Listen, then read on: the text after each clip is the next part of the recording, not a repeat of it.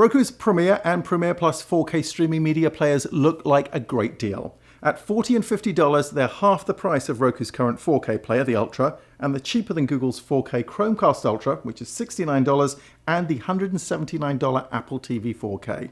But how do they perform? TechHive has put them to the test. These players are tiny. They're smaller even than the remote control, but they can stream 4K HDR content over an HDMI connection to your television. They're powered by USB, and Roku even supplies a sticky strip so you can neatly install it under or next to or behind your television. Both models have a fast quad-core processor, the same chip that incidentally that's used in Roku's other devices, so performance is good. The difference between the Premiere and Premiere Plus is that the Premiere has a traditional infrared remote control. It requires line of sight when you're using it. The Premiere Plus uses radio signals. That means you don't have to have it pointing at your television, and you can even hide the Roku Premiere Plus behind your TV. They don't have to be line of sight. The Plus remote also includes power and volume buttons for your TV and a basic voice search. Now with that you can search for titles, actors, directors and genres, but you can't do complicated or advanced searches like say, show me sci-fi movies from the 70s, or show me action movies on Netflix.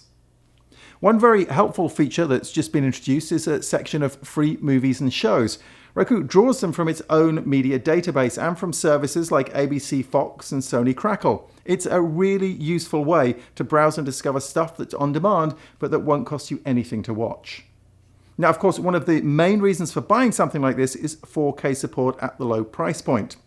It can stream 4K content from a bunch of services, including Netflix, Amazon Prime, and YouTube. And there's a helpful Spotlight app that showcases some of what's available, which makes finding 4K content much easier. The boxes also support HDR, but only the HDR10 flavor that's used in apps like Netflix, Amazon Prime, YouTube, and Vudu. It will provide more vibrant colors in bright scenes and more detail in dark scenes if your TV supports it. The Dolby Vision and HDR10 Plus formats, which optimize the video signal scene by scene and are more advanced, aren't supported by this or any Roku players. Now, when I started using this with HDR, I was a little bit disappointed with the picture quality. It was lacking a lot of contrast, but it turns out the Roku wasn't to blame. I had to switch the HDMI connection in my TV to an enhanced mode, so make sure you do that if your TV requires it. Now, one important thing to mention with these is Wi-Fi support. This uses the 802.11n standard, sometimes called Wi-Fi 4, and it uses the 2.4 GHz band. Now that is very popular and very crowded.